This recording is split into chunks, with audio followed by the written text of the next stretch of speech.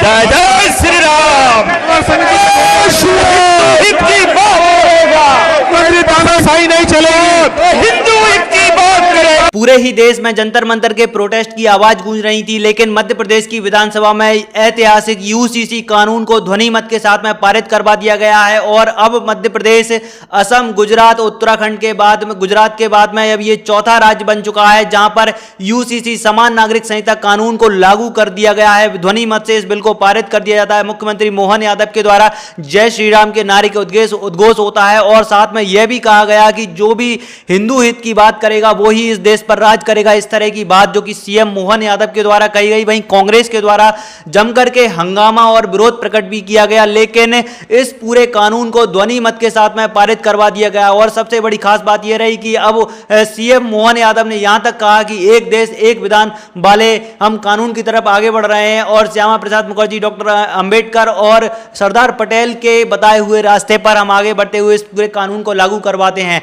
और यह पूरा ऐतिहासिक कानून लागू हो चुका है जो कि अपने आप में एक बड़ा रिफॉर्म बताया जा रहा है और आरएसएस और बीजेपी के कोर एजेंडे में से एक था, जिसको अब बीजेपी लागू करना शुरू कर चुकी है। यूसीसी कानून लागू हो चुका है और अब इसके देखने होंगे कि इसके दूरगामी किस तरह के परिणाम हैं जो कि अध्यक्ष जी, मैं हमारे मित्रों से बोलना चाहता हूं, आप अपना कांग्रेस का अतीत का 1959 का सन देखें। 1959 में इसी विधानसभा के अंदर कांग्रेस के ही मित्रों ने कृषि भूमि के बंटवारे के बलबूते पर आपने ये कानून पास कराया था। आप इसी विधानसभा के अंदर आप 1959 का रिकॉर्ड है जब आपके माध्यम से हमारे बीच ये कानून कांग्रेस ने भू राजस्व की धारा 164 के अंतर्गत कृषि भूमि में उत्तराधिकार के लिए एक समान व्यवस्था बनाई थी।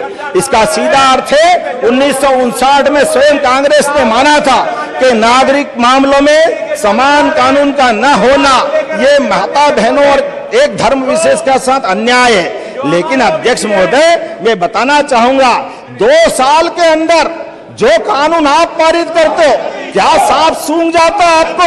कौन सा मच्छर काटता क्या आपको अकल आ जाती है? आपका कानून आप बदल देते हो। मध्य प्रदेश माफ नहीं करने वाला कांग्रेस के इस दोहरे चरित्र के आधार में आपने जो पाप किया है ये पुनः धोने का मौका है।